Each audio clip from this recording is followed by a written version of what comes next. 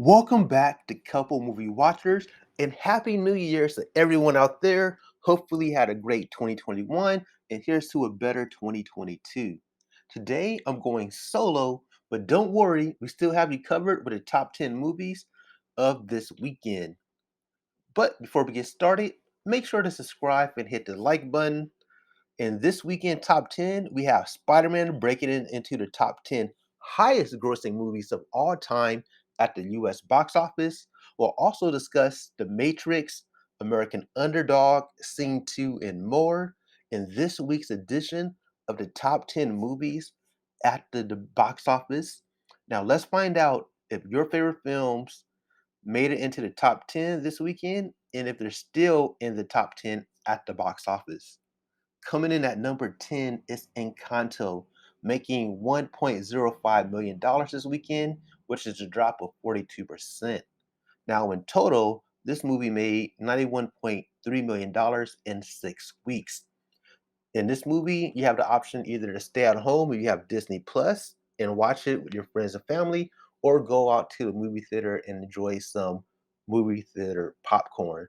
The choice is up to you when it comes to Encanto.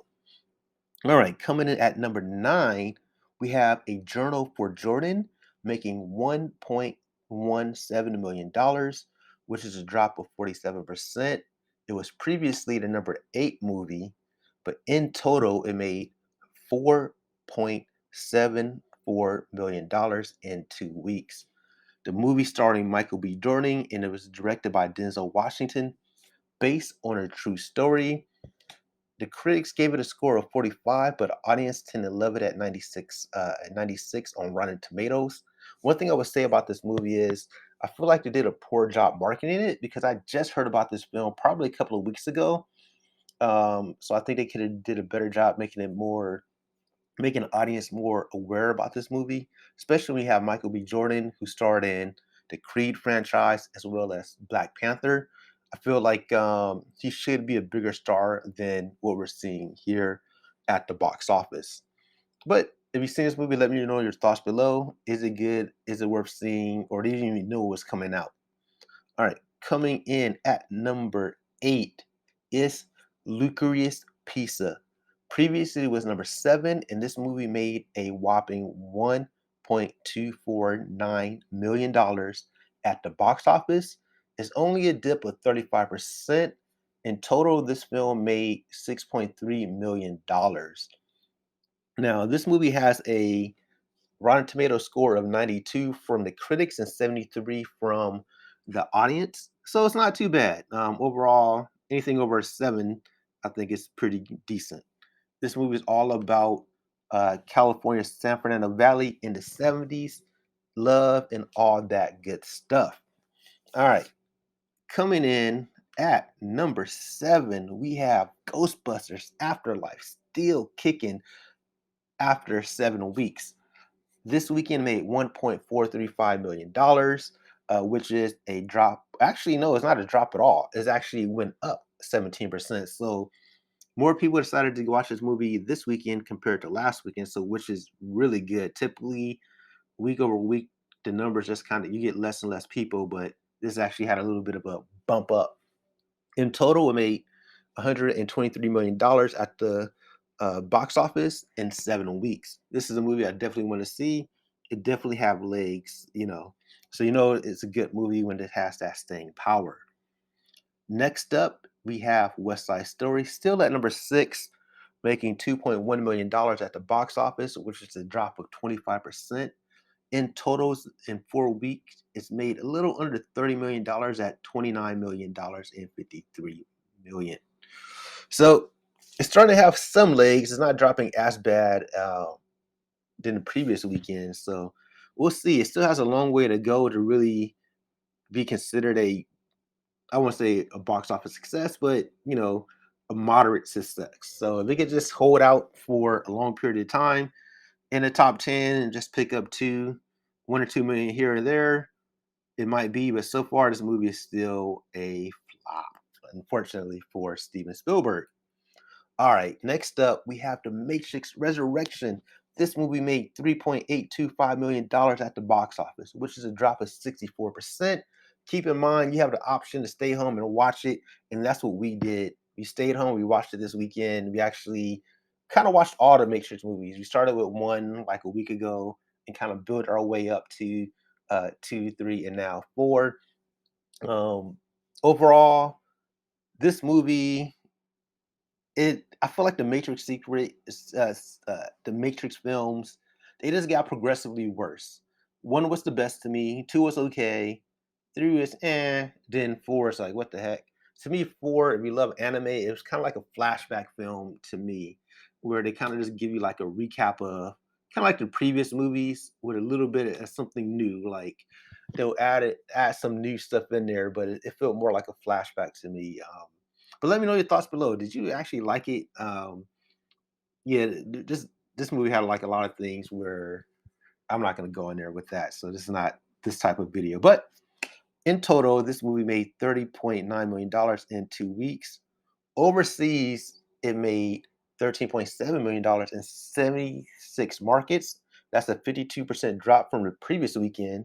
The international running total is 75.1 million for a grand total of $106 million worldwide.